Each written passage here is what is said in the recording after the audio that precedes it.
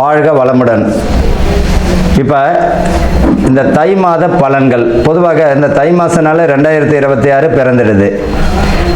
இந்த தை மாதத்தில் பார்த்தீங்கன்னா சில முக்கியமான கிரக பெயர்ச்சிகள் இருக்குது. செவ்வாய் தை 2ஆம் தேதி முதல் பார்த்தீங்கன்னா தை 29 வரை மகரத்தில் இருக்கும்.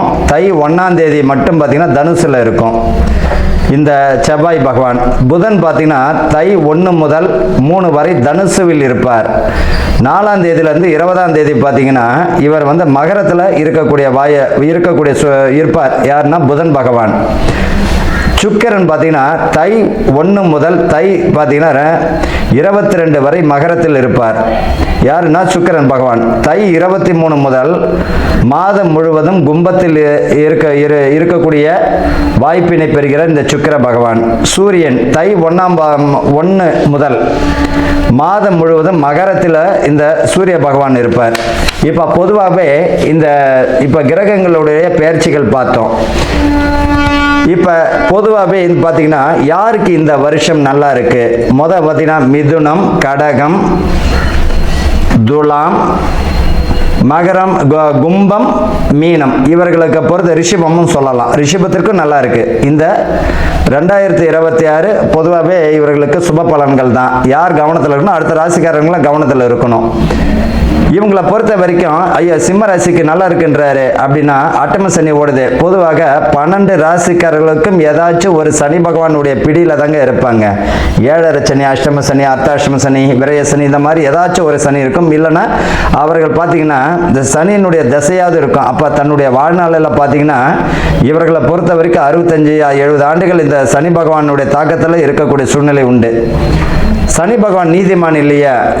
பொதுவாக அட்டம சனி, 7.5 சனி, இந்த 7.5 சனி, அர்த்தாஷ்டம சனி இந்த காலகட்டத்தில் தான் திருமண பாக்கியங்கள், வீடு கட்டக்கூடிய பாக்கியங்கள், குழந்தை பிறப்பு இதெல்லாமே நடக்கும்.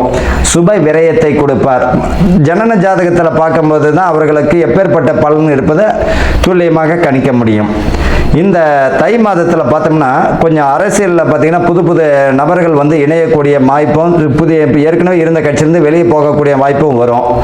இந்த 2026 பார்த்தீங்கன்னா இது வரைக்கும் இருந்த ஆட்சி மாற்றம் இப்போ இருக்கக்கூடிய கட்சி தான் இப்போவே 2026 தொடரும். வேற ஒன்றும் கிடையாது. முதல்வர் மு.க. ஸ்டாலின் அவர்கள் 2026 கண்டினியூ ஆவார். சூரியன் சந்திரனுடைய பார்வை இருக்கு. பௌர்ணமி யோகம் என்று சொல்லக்கூடியது. பூர நட்சத்திரக்காரர்கள் அட்டம சனியாச்சு. இப்போ எப்படி இருக்குன்னா உடல் உபாதைகள் தரும் தான். அதே நேரத்தில் பேரு புகழ், பதவி, பணி உயர்வு நிச்சயமாக உண்டு. வெற்றி பெறுவதற்கு வாய்ப்புகளும் உண்டுங்க. இவர்களை பொறுத்த வரைக்கும் அட்டம சனின்னா சில சமயங்களில் பார்த்தீங்கன்னா அவர்களுக்கு முழுமையான வெற்றியும் தந்திடும். அதை உடல் உபாதைகள் தரத்துக்கு வாய்ப்புகள் உண்டு. கூட்டு கர்மான்னு சொல்கிறோம். எலெக்ஷன் நடக்கக்கூடிய நாள், ரிசல்ட் வெளியிடக்கூடிய நாள், அவர்களோட கூட்டணி பிரகாரமும் கொஞ்சம் மாற்றம் தருவதற்குரிய வாய்ப்புகள் உண்டு. சரி, விஷயத்துக்கு வரும். 2026 பொதுவாக என்னென்ன நடக்க போகுதுன்றதுன்னு சொல்லிட்டேன். இந்த காலகட்டத்தில் பார்த்தீங்கன்னா கொஞ்சம் கவனமாக இந்த அரசியல் மாற்றங்கள்லாம் கொஞ்சம் கவனமாக செயல்படக்கூடிய வருஷமாக தான் இந்த 2026 இருக்கும். பெண்களுக்கு பார்த்தீங்கன்னா நல்ல நிறைய சலுகைகள் கிடைக்குவதற்கு வாய்ப்புகள் உண்டு. பெண்களுக்கு மாணவர்கள் பார்த்தீங்கன்னா படிப்பில் வந்து பார்த்தீங்கன்னா நல்ல ஒரு முன்னேற்றமான சூழ்நிலை, புதிய கல்வி திட்டமெல்லாம் வழிவகுப்பதற்கும் வாய்ப்புகள் தரும். அதே போல் பார்த்தீங்கன்னா இந்த 2026 கோயில் கும்பாபிஷேகங்கள் பார்த்தீங்கன்னா இந்த 2025 முடிந்திருந்தாலும் சொச்சம் ஏதாவது இருந்தாலும் அதுவும் கும்பாபிஷேகம் முடிக்கப்படும்.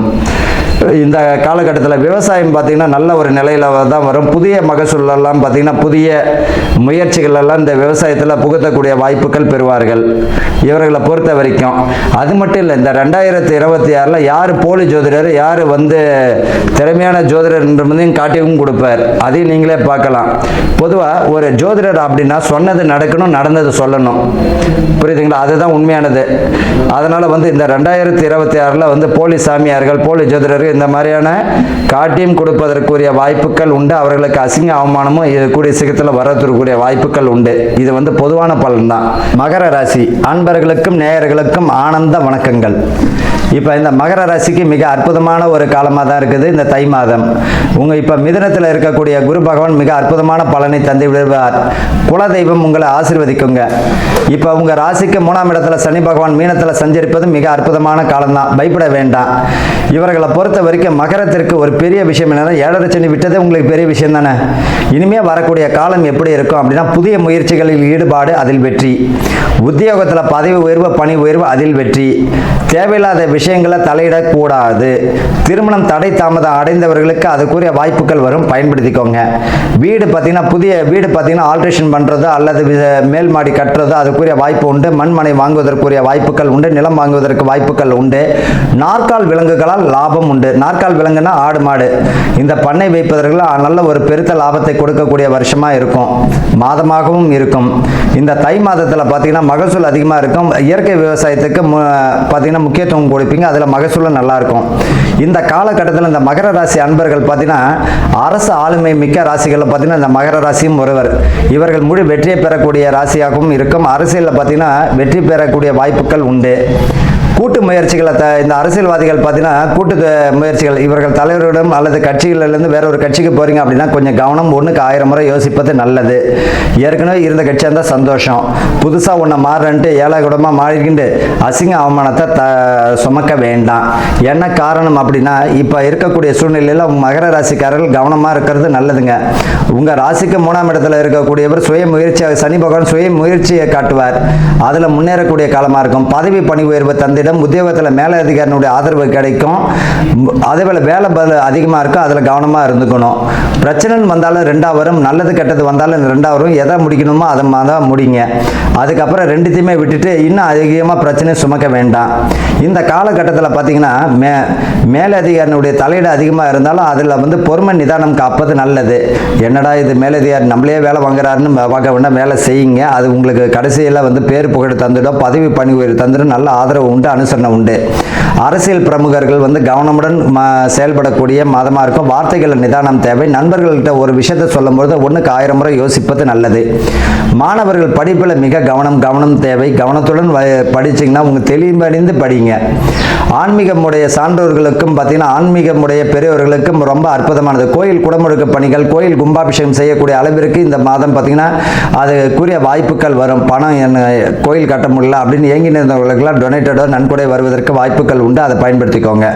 இந்த காலகட்டத்தில் புதிய முயற்சிகளை முழு வெற்றியை தரக்கூடிய காலமாக இருக்கும். குலதெய்வத்தினுடைய ஆசீர்வாதம் உண்டு.